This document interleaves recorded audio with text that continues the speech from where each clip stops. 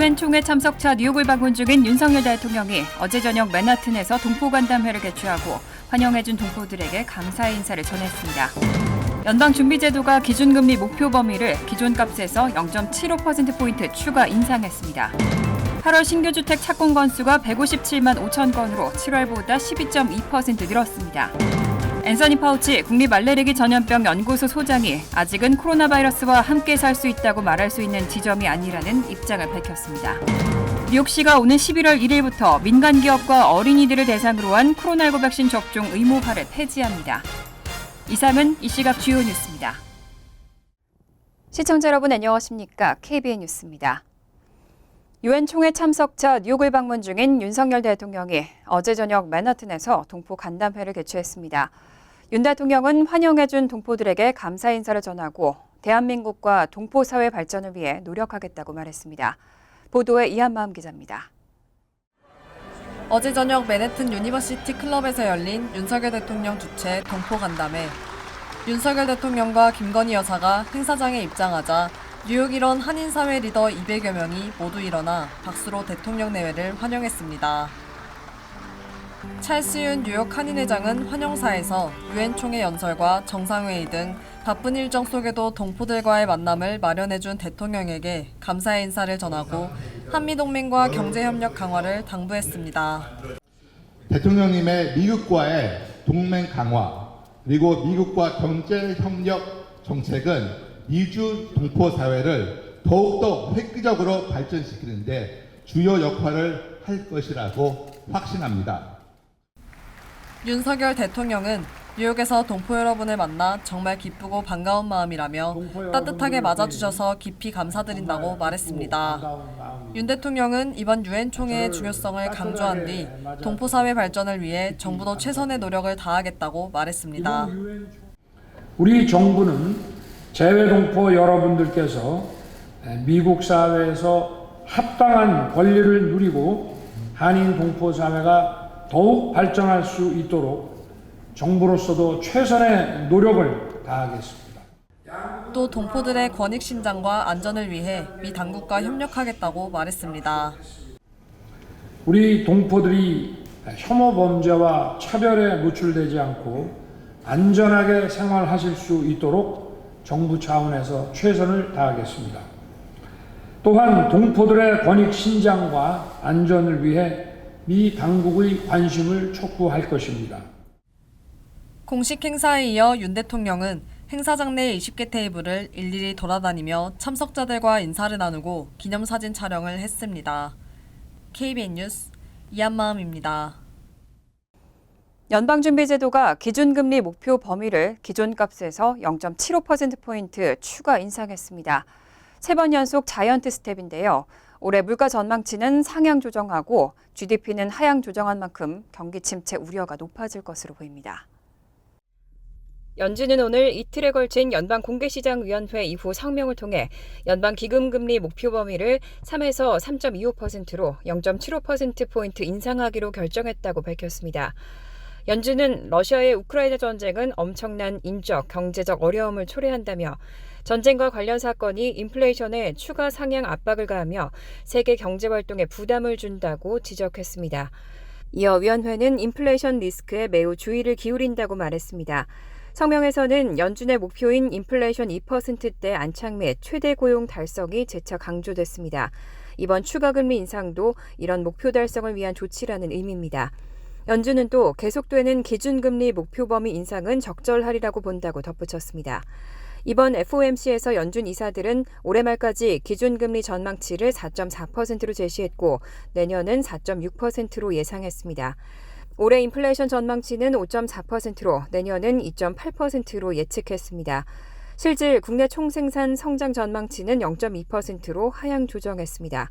지난 6월 전망치였던 1.7%와 비교하면 큰 폭의 하락입니다. 내년도 GDP 성장 전망치는 1.2%, 2024년은 1.7%로 제시됐습니다. 8월 신규 주택 착공 건수가 157만 5천 건으로 7월보다 12.2% 늘었습니다. 임대료가 상승하면서 집합주택의 건설을 자극한 데 따른 것으로 분석됩니다. 어제 상무부의 발표에 따르면 8월 신규 주택 착공 건수가 157만 5천 건으로 7월과 비교해 12.2% 늘어났습니다. 시장 예상 중앙치 144만 5천 건을 크게 상회했고 지난해 8월보다는 0.10% 감소한 겁니다. 8월 신규 주택 착공 건수가 늘어난 것은 임대료가 상승하면서 집합주택의 건설을 자극했기 때문으로 분석됩니다. 다만 주택 융자 금리가 급상승하고 주택 판매 가격도 고공행진하면서 주택 수요를 압박하고 있습니다. 애널리스트는 신규 판매에 관한 낙관적인 관측이 급속히 후퇴해도 건설업자는 수주 잔고를 처리하기 위해 건설 활동을 당분간 견조하게 벌여나갈 가능성이 크다고 지적했습니다. 실제로 5세대 이상 아파트와 연립주택 등 집합주택의 착공 건수는 전월보다 28.6% 증가한 62만 1000건으로 1986년 4월 이래 36년여 만에 최고 수준을 기록했습니다.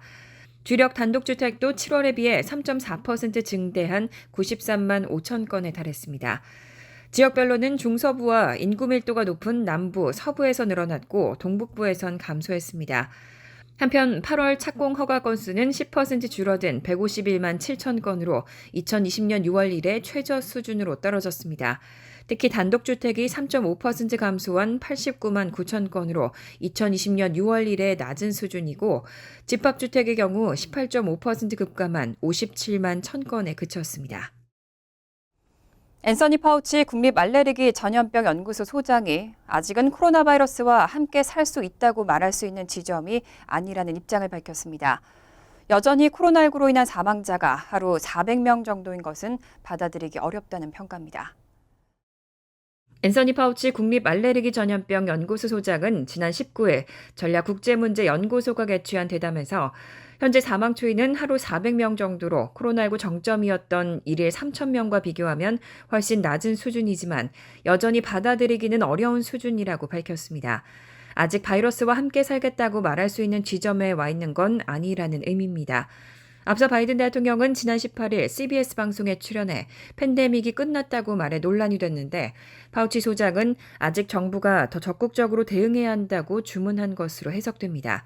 파우치 소장은 코로나19의 전파력이 강하고 백신 접종에 따른 면역력이 시간이 지나면 사라지기 때문에 코로나19를 박멸하지 못할 가능성이 크다고 전망했습니다. 그러면서 코로나19가 사회 질서를 어지럽히지 않고 사회가 돌아가는 것을 사실상 지배하지 않는 수준으로 통제하는 것이 최종 목표가 되어야 한다고 주장했습니다. 또 우리가 그런 방향으로 나아가고 있지만 변이 바이러스의 진화와 가을과 겨울이 다가오면서 나타날 계절적 측면을 고려하면 또 다른 변이가 출현할 가능성이 크다고 우려했습니다. 뉴욕시는 오는 11월 1일부터 민간 기업과 어린이들을 대상으로 한 코로나19 백신 접종 의무화를 폐지합니다. 식당을 포함한 민간 기업체도 더 이상 근로자들의 백신 카드를 확인할 필요가 없습니다. 에릭 애덤스 뉴욕시장은 어제 시청에서 열린 기자회견에서 부모와 기업들을 위한 새로운 유연성의 단계를 시작할 때라며 11월 1일부터는 민간 기업 및 어린이들에 대한 코로나19 백신 접종 의무화를 폐지하겠다고 밝혔습니다. 또 도시를 강하게 만들기 위해 다음 단계로 넘어가야 한다고 덧붙였습니다. 다만 애덤스 시장은 코로나19가 종식됐다는 표현을 쓰지 않은 채 코로나19가 까다로운 상대이고 지평선 뒤에는 무엇이 있는지 모른다며 신중한 반응을 보였습니다. 이어 팬데믹의 가장 무서운 부분은 우리의 사이드미러 뒤에 있다고 생각한다며 또 다른 변이가 출현할 가능성이 있기 때문에 매우 전략적이고 현명한 방법으로 대응할 필요성이 있다고 지적했습니다. 현재 마스크 착용 여부는 보건소를 제외한 모든 장소에서 개인의 선택에 맡기고 있습니다. 뉴욕시에서는 한때 식당 내부에서 식사를 하려면 백신을 접종해야 했지만 오는 11월 1일부터 식당을 포함한 18만 4천 개의 민간 사업체들은 더 이상 근로자들의 백신 카드를 확인할 필요가 없습니다. 다만 의료 종사자들은 여전히 주 규정에 따라 백신을 접종해야 합니다. 뉴욕의 6,400여 대 지하철에 승객 안전을 위한 보안 카메라가 설치됩니다. 2025년까지 객차 각각에 보안 카메라가 각 2대씩 설치될 계획입니다. 캐시 호컬 뉴욕 주지사는 어제 퀸즈의 한 철도 공장에서 열차 객차 각각에 보안 카메라 2대씩을 설치할 계획이라며 도시교통청은 완성까지 약 3년이 걸릴 것으로 보고 있다고 말했습니다. 뉴욕 지하철 시스템에는 비록 완벽하게 작동하진 않지만 472개 역에 10,000대가 넘는 보안 카메라가 이미 설치돼 있습니다. 하지만 실효성 문제가 제기돼 왔습니다. 지난 4월에는 뉴욕 브루클린에 있는 지하철에서 한 남성이 10명의 승객을 총으로 쏜 사건이 발생했고 당시 뉴욕 거리에 있는 보안 카메라에 녹화된 자료는 수사관이 용의자를 식별하는 데 중요하게 사용됐습니다. 하지만 메트로폴리탄 교통공사의 시스템은 범인이 연기로 가득 찬 열차에서 탈출하는 장면을 녹화하지 못했습니다. 다만 앞으로 지하철에 설치될 보안 카메라는 뉴욕 전역의 카메라와 마찬가지로 24시간 내내 모니터링되진 않습니다. 다만 녹화되고 있다는 점에서 범죄 억제 효과와 함께 향후 수사 자료로 활용될 가치가 있을 것으로 기대됩니다. 메트로폴리탄 교통공사는 카메라를 구입하고 설치하는 자금용으로 주정부와 연방정부에서 약 550만 달러를 받았고 매달 약 200대의 카메라를 설치해 오는 2025년 마무리를 목표로 하고 있습니다. 뉴저지주의 시간당 최저임금이 내년 1월부터 시간당 14달러 13센트로 인상됩니다. 지난 19일 뉴저지주 노동인력개발국은 2023년 1월 1일부터 주 전역의 사업체에서 적용되는 시간당 최저임금 기준을 14달러 13센트, 계절 근로자는 12달러 93센트, 팁 근로자는 사업주가 지급하는 기초임금을 5달러 26센트로 인상한다고 발표했습니다. 다만 팁 근로자를 고용하는 사업체의 경우에는 기초임금 5달러 26센트와 팁을 합쳐 시간당 임금이 14달러 13센트를 넘지 않을 때는 부족분을 지급해야 한다고 밝혔습니다. 뉴저지주는 2019년 주의회와 주지사의 협상을 거쳐 2018년에 8달러 60센트이던 시간당 최저임금을 2024년까지 15달러로 단계적으로 올리기로 했습니다.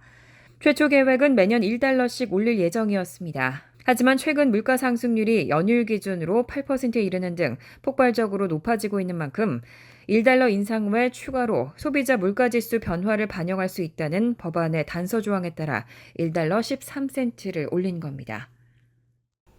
코로나19 사태를 겪었는데도 여전히 전국적으로 건강보험이 없는 미국인이 2,700만 명에 달하고 있습니다. 전문가들은 인플레이션으로 생활비가 증가하면서 많은 미국인들이 보험료 부담을 느끼고 가입을 꺼리고 있다고 지적했습니다. 의료 전문가들은 코로나 팬데믹으로 미국인들의 건강 상태가 지속적으로 악화되고 있는 상황에도 건강보험이 없는 무보험자들이 2,700만 명에 달한다고 우려하고 있습니다. 또 이렇게 높은 무보험자의 비율은 공중 비상사태를 의미한다며 연방주정부가 대책 마련에 나서야 한다고 지적했습니다. 코로나19 사태가 한창이던 지난 2021년을 기준으로 미 전체 인구의 약 8% 정도는 보험이 없었던 것으로 조사됐습니다. 연방인구조사국 센서스가 지난 13일 발표한 통계에 따르면 지난 2021년 기준 미 전체 인구의 8.3%에 해당하는 2,720만 명이 2021년 한 해 동안 어느 시점에서도 보험을 가지고 있지 않았던 것으로 조사됐습니다. 센서스에 따르면 전국 무보험자 비율은 2017년 8%, 2018년 8.5%, 2019년 8%, 2020년 8.6%로 8%대에서 소폭 등락을 반복해왔습니다. 그런데 2021년 당시는 코로나19 사태가 한창으로 여러 공공기관에서 건강보험에 대한 중요성을 강조했던 시기였던 것을 고려하면 예상보다 낮았다는 분석도 나옵니다. 19세 이하 청소년들과 아동들의 무보험자 비율은 연간 0.6%포인트 감소해 지난해 5%로 집계됐습니다. 한편 센서스에 따르면 미 전체 건강보험 가입자들의 경우 종류에 따라서는 직장 의료보험이 54.3%로 가장 많았고 메디케이드 18.9%, 메디케어 18.4%, 직접 구매한 민간보험 10.2% 등의 순으로 많았습니다. 간추린 소식입니다.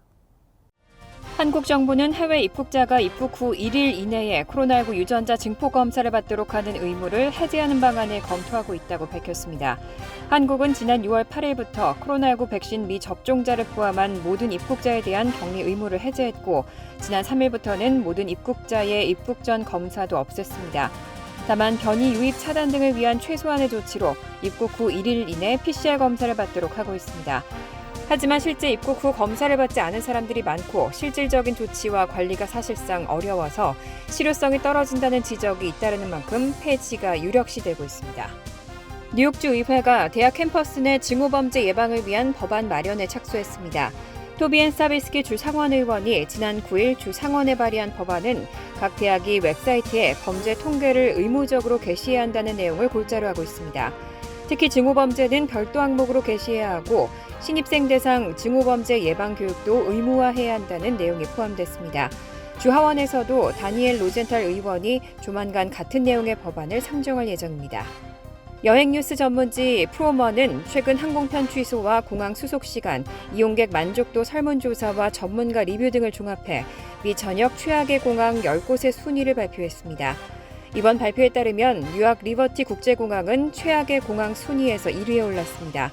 뉴욕 리버티 국제공항에서는 지난 2019년 7월부터 2021년 7월까지 항공편 5대 중 1대가 지연되거나 취소됐습니다. 2위는 퀸즈의 라과디아 공항이 차지했고 LA 국제공항이 3위에 올랐습니다. 미네소타주에서 코로나19 팬데믹에 굶주리는 아이들의 급식비 명목으로 정부 지원금 2억 4천만 달러를 가로챈 일당 47명이 붙잡혔습니다. 인터넷 뱅킹을 이용한 금융 사기와 뇌물수수, 돈 세탁 등의 혐의입니다. 검찰은 이들이 1억 2,500만 달러 규모의 식사 영수증을 위조했다고 밝혔습니다.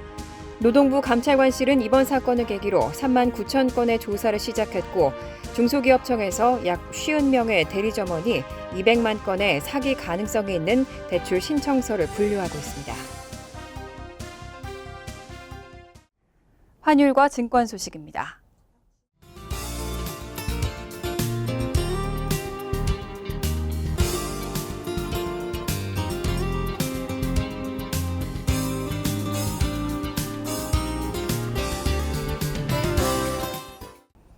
이어서 날씨입니다.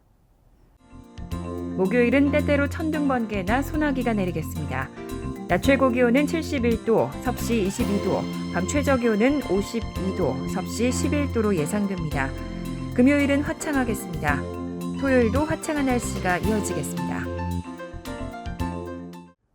이상으로 KBN 뉴스를 마칩니다. KBN과 함께 즐거운 저녁 되시기 바랍니다.